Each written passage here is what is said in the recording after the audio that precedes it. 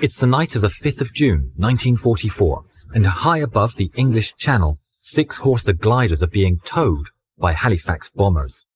These flimsy aircraft are made almost entirely of wood.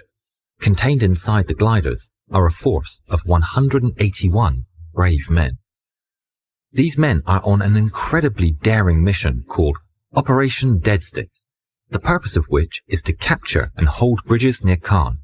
It's essential they're captured or destroyed, otherwise the Germans may be able to contain the assault on Sword Beach that's due to start in the morning.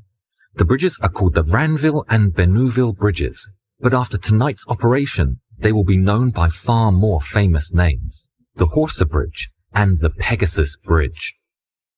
Releasing the cables over France from their tows, the engine noise of the Halifax bombers recedes into the distance, and the men just hear the sound of the wind. There's low cloud obscuring any landmarks, so the pilots have to navigate by compass and stopwatch and airspeed. 3.5 minutes after cast-off, and they turn right. Then, shortly after, another right, and another, all timed to perfection. 3 gliders are assigned to land near Pegasus Bridge. Now, descending rapidly, the lead glider, Chalk 91, piloted by Staff Sergeant Jim Woolwork, is at just 500 feet and traveling at 110 miles per hour. Then, suddenly, the pilots spot the bridge. Incredibly, they've navigated blind through the dark to the right location. Inside the glider, the command is given, "Brace for impact." The men link arms and lift their legs in preparation for a rough landing. At 0016 hours, Chalk 91 came in low and fast.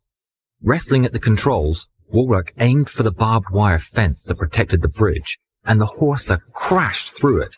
Hitting the fence, the glider came to a sharp stop, sending the 2 pilots crashing through the front windscreen. They had landed less than 50 meters from the bridge. The men inside were thrown about the place, many breaking their seatbelts. Some were knocked unconscious and injured.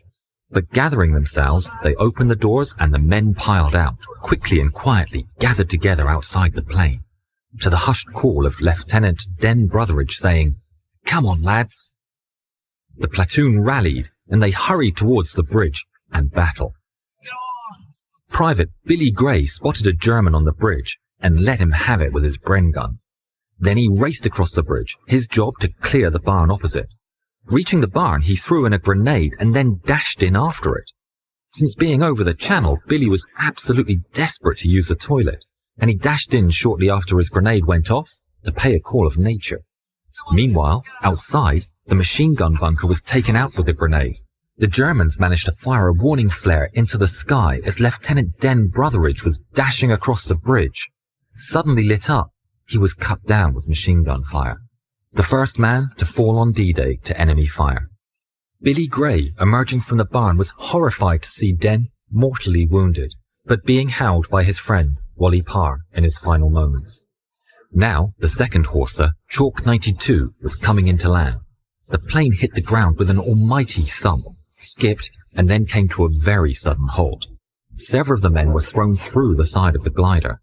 Then Chalk 93, the last glider, came in. Just barely missing the other 2 planes, it was a very rough landing, with one of the men in the back being propelled past the 2 pilots and through the windscreen. The plane's fuselage shattered and the men were deposited about the place. Meanwhile, the British platoon worked fast. 2 men dropped grenades into the pillboxes on the west side of the Pegasus Bridge, ensuring the German soldiers inside couldn't detonate the explosives which were in place to destroy it. Return fire was directed at other Germans now shooting from the opposite shore. Lieutenant Sandy Smith in Chalk 93 was coming to his senses in the crash glider when one of his men asked, "Well, what are we waiting for, sir?" With that, despite a badly injured knee, he led his men across the bridge.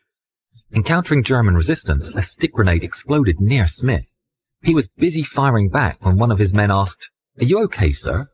Looking down, he was horrified to see his wrist was badly hit, and he thought to himself, "Christ, no more cricket!" Café Gondry was ran by Georges and Thérèse Gondry, who lived there with their 2 daughters, Georgette and Arlette. At great risk to her family, Thérèse had listened in on the German conversations and passed on information to the resistance. But now, poking his head out of the window of Café Gondry, Monsieur Georges Gondry was nearly shot in the head by the now infuriated Sandy Smith, who mistook him for a German.